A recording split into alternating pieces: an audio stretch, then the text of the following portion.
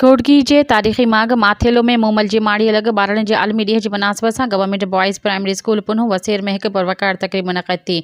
तक़रीब जी सदारत बालक अदबी फ़ोरम सिंध जे मरकज़ी सदर ऐं सिंधी ॿारणे अदब जे लेखक ऐं शाइर अब्दुल हयो भुट्टो कई।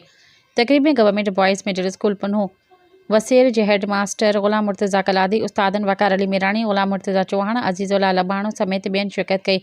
स्कूल जे ॿारनि अब्दुल बारी भुट्टो, शेर अली वसेर, अब्दुल बाकी भुट्टो, इमरान अली छजण, एहसन वसेर, राफ़िया ख़ैर, मोहम्मद शेख, मोहम्मद राशिद भुट्टो, दिलशेर छजण ऐं ॿियनि क़ौमी नग़मा, तक़रीरूं, टैब्लोज़ ऐं ख़ाका पेश करे प्रोग्राम खे ख़ूबसूरत बणायो। आख़िर में तक़रीब खे ख़िताब कंदे अब्दुल हयो भुट्टो चयो त ॿारड़ा काइनात जी ख़ूबसूरती ऐं मुस्तक़बिल जी उमेद हूंदा आहिनि। उन्हनि जी निगहदाश्त ऐं बहितर तालीम असां सभिनी जी ज़िम्मेवारी आहे। हुन चयो त तालीम हर ॿार जो बुनियादी हक़ आहे। ॿारनि खे मयारी सहूलियतूं फराहम कयूं वञनि त जीअं उन्हनि जे हथनि में किताब ऐं क़लम हुजे, छो त ॿारड़ा सचाई, मोहबत ऐं ख़ूबसूरती जी अलामत हूंदा आहिनि। हुन वधीक चयो त सिंध जा ॿार ज़हीन ऐं बासलाहियत आहिनि, खेनि घुरिजे त उहे महिनत करे मुल्क ऐं क़ौम जो नालो रोशन कनि। सब्सक्राइब कयो अवामी न्यूज़ HD खे ऐं ताज़ा तरीन ख़बरुनि लाइ ॾिसंदा रहो अवामी न्यूज़ HD।